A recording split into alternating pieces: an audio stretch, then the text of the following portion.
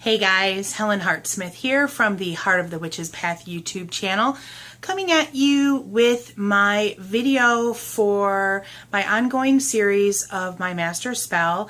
And this video is for the Cancer month installation of my master spell. And so I got my handy dandy paper here, so let's talk about some of the magical correspondences that are associated with Cancer. So Cancer is our June 21st through July 22nd zodiac sign. The planet that is associated with Cancer is traditionally the moon, but also some look at Neptune as a planet that you can work with during this sign as well. Now, the planetary properties that are involved with the moon have to do with emotions, motherhood, and intuition, which is a good one for this particular month. It is a water element, and it is a cardinal. It has cardinal qualities. Now, stones that are associated with Cancer are moonstone, which makes sense since it's a moon planet. Zodiac, also pearl, which is associated with the seas, and beryl. Now, herbs and flowers that are associated with Cancer are poppy, water lily, white rose, and moonwort. And then finally, colors that are associated with Cancer are pale blue, silver, and white. So there's our correspondences. Now, what spell work am I working during this time? I think I've spoken about this in previous videos. Another assignment that we have for year 5 is that you work with a pantheon for the year. And so there are archetypes that go with each of the 12 zodiac signs that we're working our way through with this particular year. The Cancer archetype is that of the mother. And so I'm working with the Norse pantheon, and the mother goddess that I am working with for this month is Frigg or Frigga. And she happens to be the wife of Odin Father. So I've been doing numerous meditational journeys to meet with Frigg and had some pretty interesting conversations with her and suggestions from her. And when I spoke with her about what spell work, because I wasn't really sure like where I wanted to go. Yes, there's that emotional aspect, there's that intuition aspect, things like that. To restate, I'm working on my health this year. And so I didn't have a clear understanding of where I wanted to go this month.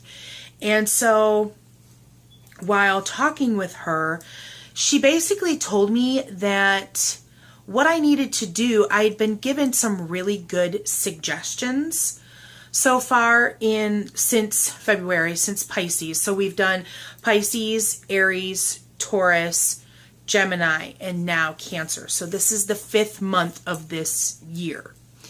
And so she said that I had been given some really good suggestions so far, and instead of adding something new to the pot, basically, she told me that I should really look back at the previous 4 months of spell work and messaging and things like that, and look at that and continue to deepen understandings and things like that. And so I really think that when it comes to where I'm at health-wise, I seem to be, I don't want to like continue to come back to weight, but of course a lot of people look at weight as, you know, how healthy you are, as a determination as to how healthy you are.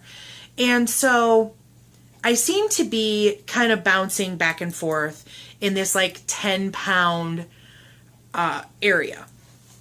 And so it's a little frustrating, and I'm trying not to get frustrated by it. I'm trying to like maintain like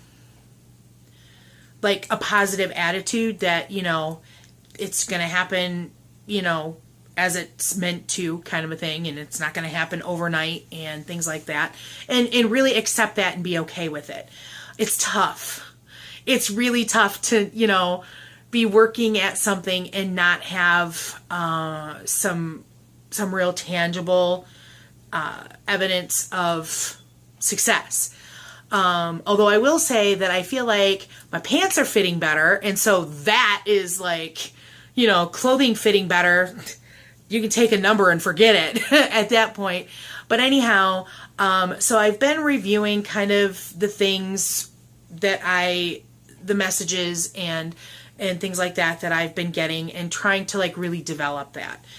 And I think the biggest thing that is a goal for me boils down to my relationship with food. I've talked before about the fact that I'm a stress eater, and that I like anything that's dippable or spreadable, you know, chips and dip, cheese and crackers, you know, any of those nibbly, salty snacks. I'm not necessarily, I do have times where I'm a sweet, you know, I want sweets, but a lot of times it's that salt that I crave. And so I think that I'm making some small steps towards improving that relationship with food. And actually the spell work that I did for this month involved, because it's water, I feel like this really big connection with doing the dream potions. I've talked about this before. You go to sleep with an intention. You put a vessel of water next to your bed. My main altar just happens to be next to my bed, so that's kind of like a double yay. So my spell work was on the full moon. I did water on my altar, and with the intention that I would continue to develop my intuition and listen to myself and try to be rational when it came to how I interact with food. And so I think I've had a little success with that spell, because after doing that on the full moon, I had a pretty stressful day at work, which is where the stress tends to happen, is mostly at work. And I think we can all kind of understand where I'm coming from with that. And so I had a stressful day, and I really wanted Doritos and French onion dip. Like, I wanted to take that walk across the street to the little grocery store that's near my office, and I wanted to buy that chips and that dip, and I didn't. And part of it was I vocalized my desire, like what I wanted. I vocalized it to my workmate, and I said, but I don't want to do it. And she kind of, and that's, I need that, what do you call it? I need that, it's not a validation, it's being accountable, that accountability. And for me, it's easiest to kind of vocalize it and have, and then I know that somebody's heard me. And so that helps me to say, okay, I'm not doing it. And, you know, my coworker was very supportive, and she's like, you don't need that. So, you know, I worked through it. I sat down, had some water, and kind of felt better afterward. The stress, you know, it kind of helped the situation. So I think slowly but surely I am improving this relationship. It's not going to happen overnight. And that's the kind of thing that I need to continue to remind myself of. But there are days and there are months when, like I said, when you don't see a tangible evidence of change, and it makes it hard to kind of stick with it. But I'm continuing to move more. I'm continuing to use the Fitbit. 4th of July was kind of like, that weekend was a bit hard for me because I traveled with my family, and eating practices were just really weird during that time. But I came out of it okay, I guess. I haven't been on the scale since before the 4th, and I keep forgetting to. As a matter of fact, maybe I'll wrap up this video and I'll go jump on and see where I'm at. I would really, like I said, I've been bouncing back and forth between the same like 10 pounds, it seems like, and I just can't seem to shake it and get under that 400 limit, or 400 pound, which is just really frustrating for me. And I'm trying not to get bogged down by it. So we'll see what happens. But so yeah, so that's where I'm at for this month. It's hard to not get discouraged, but for me, it's not just about the weight, it's about the overall health. And I feel like the extra movement that I'm going through and taking stairs, like going up like one at a time instead of like going up one and then one and then one, that's like a huge win for me. I mean, it doesn't happen all the time. I know I've got bad knees and sometimes it's hard to do that, but a lot of times I find myself just going do do do do do up the stairs, and so that's really encouraging.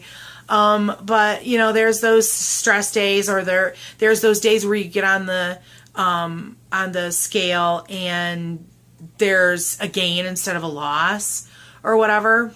So I'm going, I'm moving along, guys, but, I don't know. I guess I could use some words of encouragement. So give me a atta girl or something. Sorry about that. Someone called and interrupted the little video here. So, I guess I'm going to wrap it up for this video. Hopefully I have something bigger to share next time. We're going into Leo next, so that's some